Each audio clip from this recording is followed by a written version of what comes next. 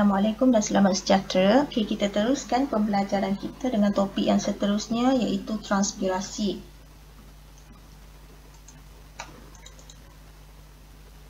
Okey, kita tengok dahulu standard pembelajaran. Okey, yang pertama mewajarkan keperluan transpirasi dalam tumbuhan dan yang kedua adalah memerihalkan faktor persekitaran yang mempengaruhi kadar transpirasi. Kalau awak tengok kat sini ada 4 iaitu keamatan cahaya, suhu, pergerakan udara dan kelembapan relatif udara. Okey, organ utama transpirasi. Okey, sebelum tu kita tengok dulu apa maksud transpirasi ni. Apa yang dimaksudkan dengan transpirasi? Okey, transpirasi ni merupakan proses kehilangan air dalam bentuk wap air secara sejatan dari tumbuhan ke atmosfera. Okay, 90% daripada air tersejat melalui liang stoma yang ada pada daun. Okay, tapi transpirasi ni juga boleh berlaku pada batang dan bunga. Semua organ utama bagi transpirasi ni adalah daun. Okay, kalau kita tahu tadi kan, kita tengok tadi kan, transpirasi ni merupakan proses kehilangan air. Tetapi kenapa transpirasi ni perlu berlaku dalam tumbuhan? Kenapa? Okay, kita tengok keperluan transpirasi dalam tumbuhan. Okay, kalau perhatikan dalam gambar rajah ni kan, okay, akar akan menyerap air dan garam mineral daripada tanah. Itu adalah fungsi akar. Okay, jadi akar ni bila dia serap air dan garam mineral dari tanah, air dan garam mineral dari tanah tadi akan diangkut melalui xilem yang ada pada batang dan daun. Okay, dan akhirnya wap air yang ada dalam tumbuhan ni akan tersejat keluar secara transpirasi. Okay, jadi kalau kita perhatikan pergerakan air ni kan, pergerakan air ni adalah pergerakan ke atas, pergerakan yang melawan graviti. Okay, jadi transpirasi ni secara tak langsung dia menghasilkan daya tarikan yang membantu menggerakkan air dan garam mineral secara berterusan dalam salur xilem dari akar ke bahagian lain tumbuhan. Dengan adanya proses transpirasi ni, air boleh ditarik naik ke atas. Okay, selain daripada tu, okay, air ni dia boleh menyerap haba yang ada pada daun dan kemudiannya boleh tersejat menjadi wap air. Secara tak langsung dia memberikan kesan penyejukan kepada tumbuhan. Okay, jadi ada dua fungsi transpirasi di sini. Yang pertama, membantu akar untuk mengangkut air dan garam mineral, dan yang kedua memberi kesan penyejukan kepada tumbuhan terutamanya pada hari yang panas. Okay, 4 faktor persekitaran yang mempengaruhi transpirasi. Okay, yang pertama adalah keamatan cahaya, yang kedua kelembapan relatif udara, suhu, dan yang keempat adalah pergerakan udara. Okay, kita tengok satu persatu. Okay, keamatan cahaya. Okay, bila keamatan cahaya bertambah, kadar transpirasi juga akan bertambah. Okay, kita tengok graf ni. Okay, bila cahaya makin terang, okay, keamatan cahaya bertambah.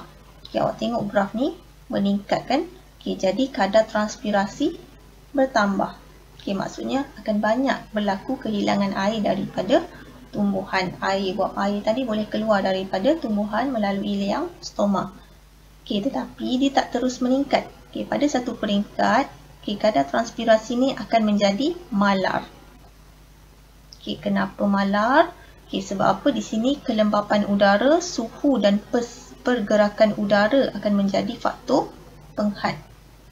Okay, kenapa keamatan cahaya meningkat? Boleh meningkatkan kadar transpirasi. Okay, kita recall balik apa yang kita dah belajar pada sesi yang lepas. Okay, kalau awak masih ingat, pada permukaan bawah daun ada liang stoma, yang mana liang stoma tersebut diapit oleh sel pengawal. Okay, sel pengawal ni boleh menjalankan fotosintesis. Okay, bila ada cahaya pada waktu siang, sel pengawal ni aktif menjalankan fotosintesis. Okay, jadi banyaklah gula yang terbentuk di dalam sel pengawal. Ini akan menurunkan keupayaan air dalam sel pengawal menyebabkan air daripada sel-sel bersebelahan masuk ke dalam sel pengawal secara osmosis. Okey, kesannya sel pengawal akan menjadi segah. Okey, bila sel pengawal segah, dia akan melengkung keluar menyebabkan stoma terbuka. Okey, sebab tu bila keamatan cahaya bertambah, kadar transpirasi juga bertambah. Kenapa boleh bertambah? Sebab liang stoma terbuka pada waktu ini. Okey, kita tengok faktor yang kedua iaitu kelembapan relatif udara. Okey, kalau kita tengok kat graf ni kan, okey, ini kelembapan relatif udara rendah. Okey, di sini kelembapan relatif udara tinggi. Okey, kelembapan relatif udara rendah ni maksudnya kurang wap air di udara.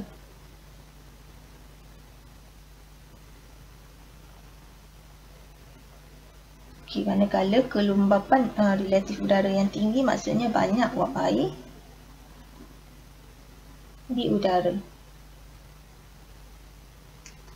Okey, kelembapan relatif udara rendah, kadar transpirasi bertambah ataupun meningkat. Maksudnya bila udara, wap air di udara kurang, udara kering, kadar transpirasi akan meningkat.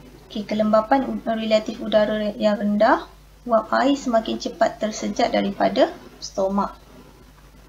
Okey, kita tengok kat sini. Okey, ni daun. Okey, kat sini, kat depan ni kan, kelembapan relatif udara rendah. Okey, maksudnya kat sini kurang wap air di udara.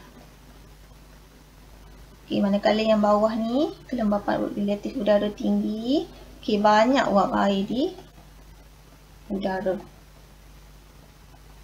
Okey. Okey, kat sini keadaan udara ataupun udara kering, kurang wap air di udara.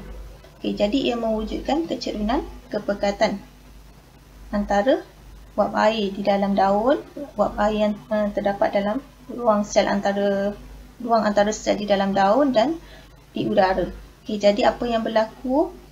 Okey, air yang ada dalam tumbuhan ni, dalam daun ni akan tersejat keluar. Okey. Manakala pada kelembapan udara yang tinggi, maksudnya kat dalam udara ni banyak wap air. Okey, jadi kurang kecerunan kepekatan kat sini. Maksudnya kat sini tak terlalu banyak perbezaan kecerunan kepekatan. Jadi air yang tersejat keluar juga sedikit. Okey, kita tengok faktor yang ketiga iaitu suhu. Okey, peningkatan suhu akan meningkatkan tenaga kinetik molekul air di dalam daun. Okey, jadi bila suhu bertambah, okey, tenaga kinetik air yang ada dalam daun ni juga bertambah. Okey, jadi dia akan tersejat keluar. Okey, jadi ia akan menyebabkan kadar transpirasi bertambah. Okey, faktor yang keempat iaitu pergerakan udara. Okey, ini pergerakan udara perlahan. Okey, ini pergerakan udara laju ataupun cepat. Okey, semakin meningkat kadar pergerakan udara ataupun kelajuan udara, semakin bertambah kadar transpirasi. Okey, pergerakan udara menyingkirkan molekul air yang tersejat keluar dari daun. Okey, dia macam ni. Okey, awak tahu kan pada permukaan daun boleh berlaku transpirasi. Okey, bila angin laju bertiup kencang ataupun pergerakan udara yang laju. Okey, angin tadi dia akan menyapu wap air ni jauh. Dia akan menyapu wap-wap air yang terbebas ni jauh dari persekitaran daun ni. Dia akan menyebabkan persekitaran daun ni menjadi kering. Okey, jadi lebih banyak air akan tersejat keluar. Okey, jadi semakin laju pergerakan udara, semakin tinggi kadar transpirasi. Lagi cepat air itu keluar dari tumbuhan. Okey, kita recall balik 4 faktor persekitaran yang mempengaruhi kadar transpirasi. Okey, yang pertama tadi adalah keamatan cahaya. Okey, semakin meningkat keamatan cahaya, semakin tinggi kadar transpirasi. Okey, manakala faktor yang kedua adalah kelembapan relatif udara. Okey, kelembapan relatif udara tinggi, okey, maksudnya udara lembap lah. Okey, kadar transpirasi akan menjadi rendah. Okey, faktor yang ketiga, suhu. Okey, bila suhu meningkat, kadar transpirasi juga meningkat. Okey, manakala yang keempat, pergerakan udara. Okey, pergerakan udara cepat ataupun laju, kadar transpirasi akan meningkat.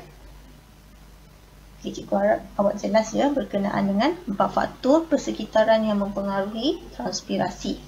Okey, jadi sebagai tugasan untuk hari ini, cikgu nak awak buat latihan dari buku teks. Okey, muka surat 39, praktis formatif 2.3. Okey, jawab soalan nombor 1, nombor 2 dan nombor 3. Okey, yang ni kita akan bincangkan dalam grup selepas ini. Okey, itu sahaja untuk hari ini. Terima kasih.